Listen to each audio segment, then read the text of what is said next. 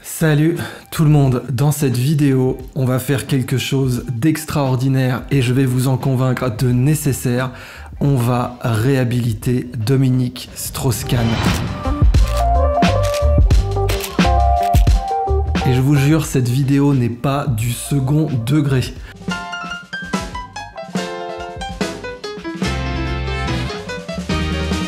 C'est du premier degré, tout ce qu'il y a de direct et de transparent. Dominique Strauss-Kahn avait absolument tout compris à ce qu'il se passe maintenant dans la guerre monétaire mondiale. Et c'est vrai que les guerres monétaires, en général, ne font pas peur au peuple. Ils ne se rendent compte que beaucoup trop tard de ce que les guerres monétaires peuvent embrayer sur des guerres totale, mondiale, des conflits qui font des millions de morts, et puis sinon des dévaluations, des pertes de richesses, des catastrophes économiques comme on l'a vu en Argentine à plusieurs reprises, ou au Venezuela qui a subi certes une guerre économique sans pitié des États-Unis, mais dont la gestion du pays en lui-même n'était pas exceptionnelle sur le plan économique.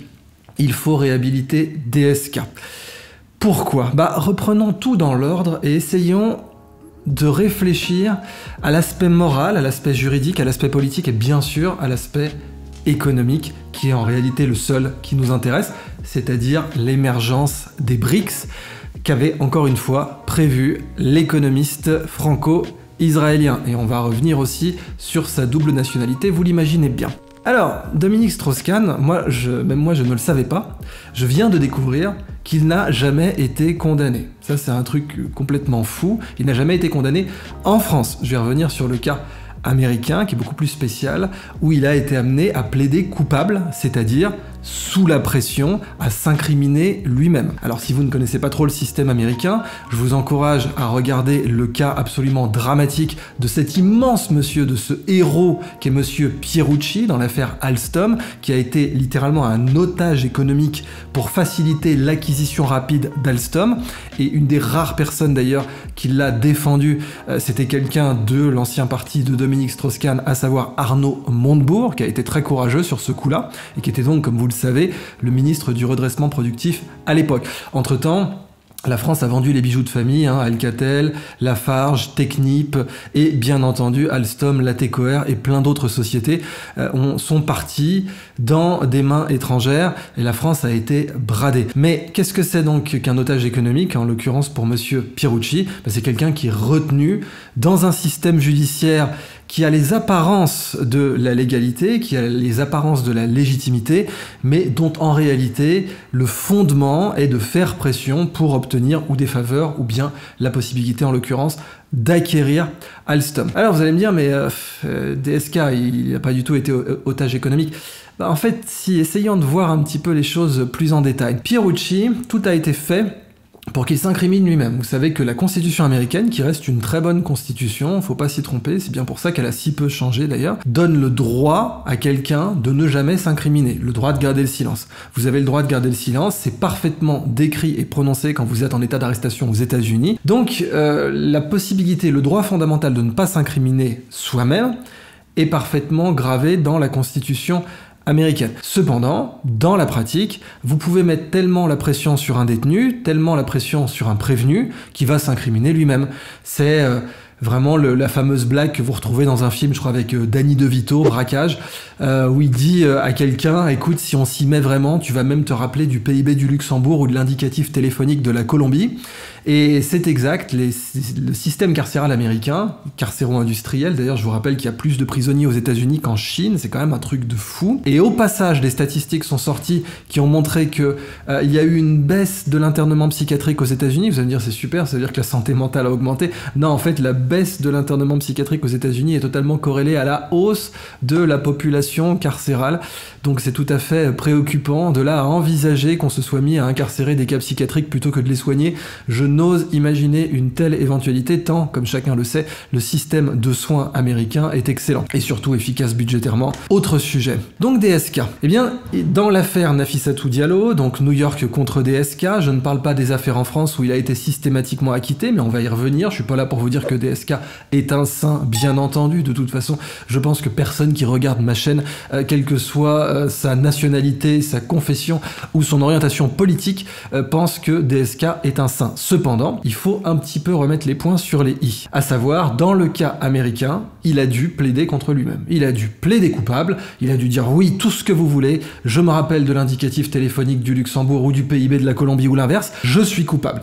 En France, par contre, il a été systématiquement acquitté, et ça c'est quelque chose, j'insiste, même moi, je ne le savais pas avant de préparer cette vidéo. Alors, ça ne remet en rien en cause les déclarations de Tristan Banon, je suis pas là pour dire que c'est une mythomane ou quoi que ce soit, mais la justice française, en l'occurrence, a tranché, DSK est innocent. Par contre, oui, bon, il a une sexualité très libre, mais ça, en France, il n'y a pas de police des braguettes, comme on dit, tant qu'il n'a rien fait d'illégal, il a tout à fait le droit d'être échangiste ou libertin, ou ce qu'il veut, c'est un aspect qui relève purement de sa vie privée tant qu'il n'a rien fait d'illégal. J'insiste d'autant plus que dans la même période, on avait des affaires absolument gravissimes. On a eu l'affaire des pédophiles de la RTS, dans laquelle on a encore des gens en cavale. Vous avez un suspect qui est en cavale, et je crois qu'il n'est même pas suspect, je crois qu'il a été condamné par contumace d'ailleurs, pour être tout à fait exact, en Haïti.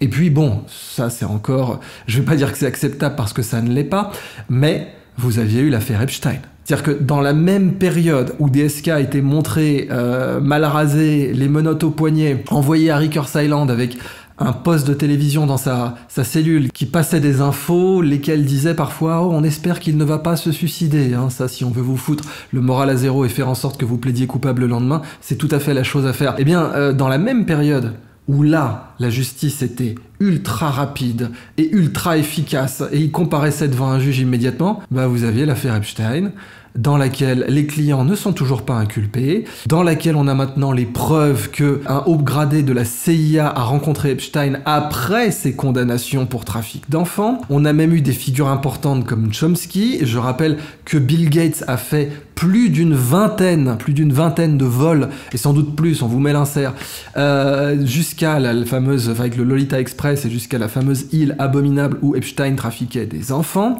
et que dans ce dossier qui était abominable, qui était digne du Moyen-Âge, là bizarrement la justice, non, elle a été, elle avait d'autres choses à faire, elle devait inculper Dominique Strauss-Kahn, donc c'est logique, je comprends, Dominique Strauss-Kahn, qui a été acquitté de tous les chefs d'accusation sexuelle qu'on lui reprochait en France, c'était forcément quelqu'un de plus dangereux qu'Epstein, ça va de soi. Et puis bon, si on voulait parler d'une justice rapide, on aurait pu tout aussi bien parler de Samuel Bankman-Fried et puis bien sûr de Madoff, lesquels dans les deux cas n'étaient pas tellement dans le radar de la SEC, mais c'est une autre histoire. Alors, encore une fois, DSK.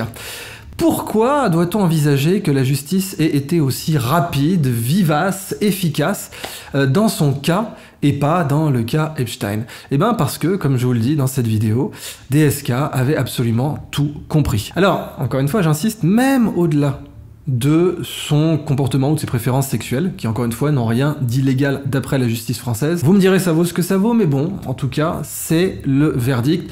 Res judicata pro veritate habetur, ce qui a été jugé doit être considéré comme la vérité. Ce n'est pas un principe philosophique, c'est juste un principe politique.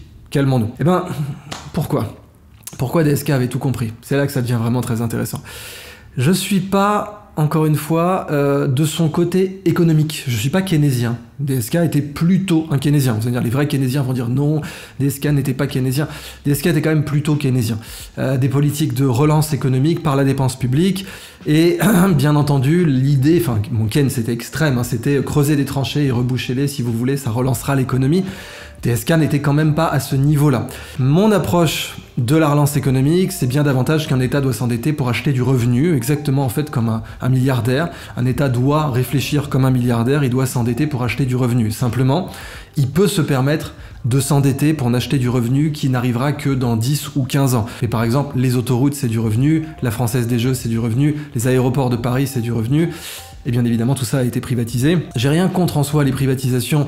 On a au Royaume-Uni des privatisations du chemin de fer qui se sont très mal passées, mais on oublie de préciser qu'en Italie, le résultat a été plutôt positif sur le prix des billets, enfin même pas plutôt positif, directement positif. Mais cependant, ma politique personnelle, d'un point de vue économique, c'est que si un État s'endette, il doit acheter du revenu. Et il doit simplement avoir la patience d'attendre que ce revenu arrive peut-être dans 10 ans ou dans 15 ans, parce que l'État a le droit d'être patient, contrairement à un particulier. Mais bon, Encore une fois, le sujet, c'est pas de discuter de si Dominique Strauss-Kahn, ancien président du FMI, ou Idriss Aberkan, qui ne sera jamais président du FMI, a raison en matière économique. Ce qui doit être discuté dans cette vidéo, c'est en quoi Dominique Strauss-Kahn avait parfaitement compris l'arrivée imminente d'une guerre monétaire mondiale qui allait avoir des conséquences dramatiques que les peuples n'allaient pas forcément voir, mais dont ils allaient payer le prix de toute façon. Et bien entendu, le propos de cette vidéo, je vais être très clair avec vous, je vais même pas faire dans la subtilité ou l'obliquité, je vais vous dire directement que la justice américaine a été aussi rapide avec Dominique Strauss-Kahn, et certes pas du tout rapide avec Epstein, mais a été aussi rapide avec Dominique Strauss-Kahn précisément parce qu'il était en train de donner son feu vert à un nouvel ordre monétaire mondial, et qu'il avait parfaitement compris, anticipé ce qu'il se passe aujourd'hui. Alors replaçons le contexte. En 2009, on a Dimitri Medvedev, l'homme de paille de Poutine, pour pouvoir permettre à Poutine de faire plusieurs mandats d'affilée et contourner les limites constitutionnelles. Au passage, c'est très certainement ce que fait Obama aujourd'hui avec Biden. Obama a dit « j'aurais voulu faire un 3e mandat ». Il est sous ses yeux aujourd'hui. D'ailleurs, Obama avait rencontré Medvedev à l'époque, ils s'étaient entendus sur plein de choses. En 2009, à l'Aquila, Medvedev présente une monnaie de réserve internationale avec marqué « Unité dans la diversité » et cette monnaie de réserve doit être adossée sur l'or et sur les droits de tirage spéciaux du FMI qui sont la super monnaie mondiale. Le FMI, certes par politesse, on donne sa présidence à des pays non américains. Mais dans les faits, puisque le FMI fonctionne comme une entreprise avec des détenteurs d'actions, détenteurs du capital, l'essentiel de la détention du capital du FMI, c'est bien sûr les États-Unis qui le contrôlent totalement. Mais bon, par courtoisie, par diplomatie, on met de temps à autre un Français à la tête du FMI, ça fait bien. Et en l'occurrence, on avait mis Dominique Strauss-Kahn, lequel d'ailleurs pensait légitimement que ça allait lui offrir une ligne droite vers l'Elysée. Mais pourquoi ça s'est pas passé comme ça? Eh bien parce que le fait que le dollar soit la monnaie de réserve mondiale, le fait que le dollar ce soit, selon l'expression américaine, notre monnaie mais votre problème, le fait que toutes les ressources naturelles soient cotées en dollars, le thé, le blé, le café, le maté même, oui, le sirop d'érable, mais aussi bien sûr l'or, le platine, la bauxite, le strontium, le pétrole, le gaz naturel, eh bien ça pose un problème fondamental. Parce qu'imaginez vous êtes producteur de café et vous vendez votre café à Apple et Apple vous rembourse en bon d'achat Apple. Eh bien le dollar, c'est pas un bon d'achat Apple, mais c'est un bon d'achat sur l'économie américaine. Et le fait qu'il y ait toujours une demande pour le dollar, parce que si vous voulez acheter des matières premières, et évidemment que vous avez besoin d'acheter des matières premières, si vous êtes un pays souverain, vous devez acheter vos matières premières. Pour être souverain, c'est ça le principe. Eh bien il vous faut des dollars et ça garantit que la demande sur le dollar sera toujours supérieure à l'offre et ça permet aux Américains de s'endetter gratuitement en faisant tourner la planche à billets. C'est pas moi qui le dis, c'est Charles de Gaulle d'une part et c'est Milton Friedman d'autre part. Et Charles de Gaulle le disait tout du moins en partie, sauf qu'entre-temps, évidemment, Nixon est sorti du standard or et donc maintenant c'est la totale. Et Milton Friedman avait dit sur un plateau télé, bah oui, nous, on peut s'endetter gratos parce que notre dette est en dollars et qu'on possède la planche à billets et que le monde est toujours prêt à prendre des nouveaux dollars. Qu'il s'agisse des narcotrafiquants ou des anciens amis devenus ennemis comme Saddam Hussein et qui avaient des réserves de dollars considérables, le monde est toujours prêt à prendre des dollars. Or, c'est inique, c'est-à-dire que c'est injuste, mais c'est aussi un facteur d'instabilité en réalité. D'abord, ça donne évidemment aux États-Unis leur superpuissance, mais c'est un facteur d'instabilité parce que les BRICS ne sont pas contents. Quand DSK s'est rendu compte de ça, inévitablement, DSK qui reste, j'insiste, un brillant économiste. Je ne suis pas de son bord économique, mais c'est un brillant économiste. Eh bien, il avait parfaitement anticipé qu'on allait avoir une tension totale avec une guerre mondiale monétaire, qu'elle allait impliquer les BRICS, mais pas que, parce que quand vous commencez à baisser vos taux directeurs, quand vous commencez à faire tourner la planche à billets, bah, les autres doivent s'aligner, vous vous retrouvez avec des taux négatifs en Suisse, vous vous retrouvez avec des taux négatifs en Norvège, vous vous retrouvez avec des taux négatifs au Japon, et vous vous retrouvez avec un Japon qui est endetté à 200% de son PIB, certes détenu par les Japonais, mais tout de même. Alors, cette tension monétaire, il faut bien se rappeler qu'elle mènera systématiquement à des guerres. La Chine va rentrer dans l'Organisation mondiale du commerce en 2001. Il faut se rappeler comment Pudong a changé de 95 à 2015. Et entre-temps, les États-Unis ont fait tourner la planche à billets comme des malades avec la guerre en Afghanistan, la guerre en Irak, etc. Et les BRICS se sont dit, nous on commence à en avoir particulièrement marre. Vous ajoutez à ça, bien sûr, la guerre en Syrie, vous ajoutez à ça la guerre en Ukraine maintenant, où les Russes ont été déconnectés du système SWIFT, ce qui les a poussés encore plus dans les bras de la Chine et les amène aujourd'hui à négocier des traités entre l'Arabie Saoudite et l'Iran, donc juste deux des plus grandes puissances pétrolières au monde. La Russie aussi est une des plus grandes puissances pétrolières au monde, et vous vous retrouvez avec toutes ces puissances qui veulent faire des contrats en yuan. Et DSK, c'est très particulièrement ça qu'ils souhaitaient éviter, ce qu'on appelle un soft landing. Au lieu de dire, bon, qu'est-ce qui va se passer si jamais on continue les conneries de faire du dollar la seule et unique grande monnaie de réserve mondiale? Et bien ce qui va se passer, c'est que la Chine va devenir le FMI numéro 2. Avec tous les bons du trésor qu'elle a, elle va devenir le FMI numéro 2, elle en a les moyens, aussi bien politiques que militaires, diplomatiques, espionnage et bien sûr financiers. Et donc la Chine peut devenir, et est devenue, le FMI numéro 2, on l'a vu dans le cas du port du Pirée en Grèce, on le voit en Afrique.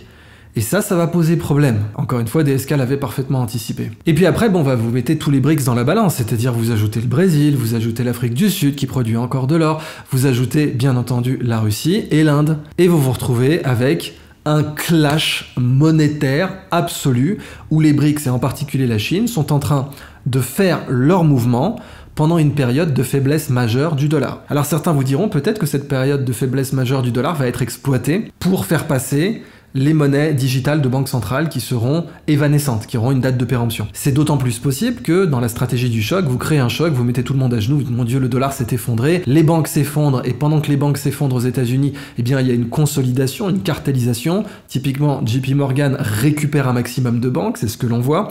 Et à la faveur de cette consolidation centrale, on pourrait voir arriver des monnaies de banque centrale digitales évanescentes avec date de péremption beaucoup plus rapidement que prévu. Et ça, évidemment, c'est peut-être une des opportunités cachées dans cet effondrement du dollar. Parce que pour le reste, je vous garantis qu'il se passe des choses aujourd'hui qui étaient inenvisageables il y a seulement 10 ans. On vous tuait si vous faisiez ce genre de conneries, si vous passiez des contrats pétroliers pas en dollars, vous étiez assassiné, vous disparaissiez dans des circonstances troubles, ou bien on envahissait votre pays, voire parfois tout à la fois.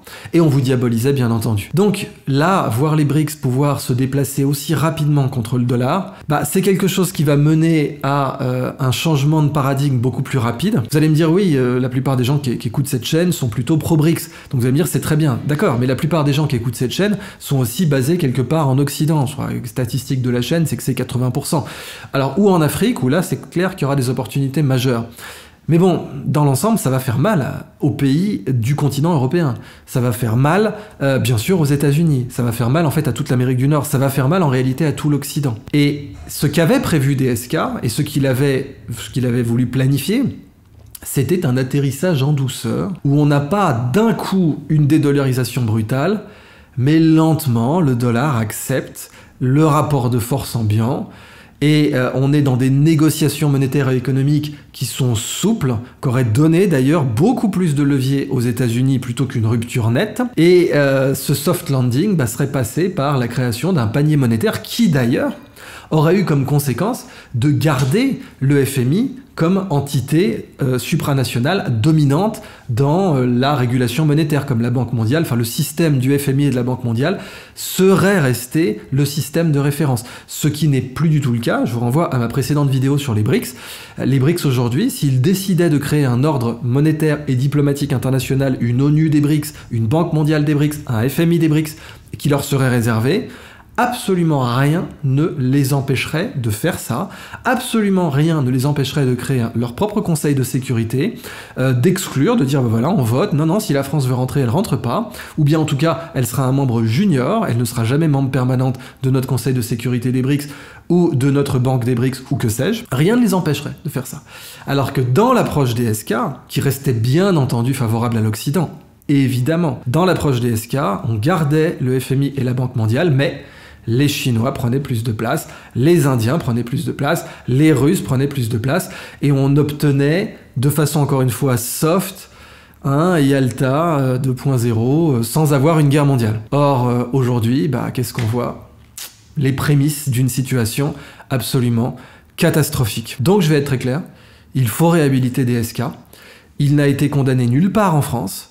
Aux États-Unis, il a dû plaider contre lui-même, avec une justice dont on ne peut pas la prendre au sérieux, puisque la même justice qui laissait Epstein circuler librement à New York alors que ce type était un trafiquant d'enfants et qui n'a toujours pas inculpé ses clients, la même à sauter sur DSK avec la rapidité du fauve. Selon moi, vous l'aurez compris, les enjeux ils sont évidents, absolument évidents.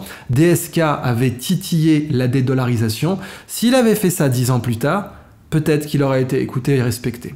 S'il avait fait ça sous Trump, certainement, on lui aurait pas fait un coup pareil. On l'aurait peut-être dégagé, il y aurait peut-être eu un balance ton porc, mais gentil, pas tu t'incrimines toi-même, t'es à Rikers Island avec des sicarios dans les couloirs et un écran de télé qui parle de ton suicide.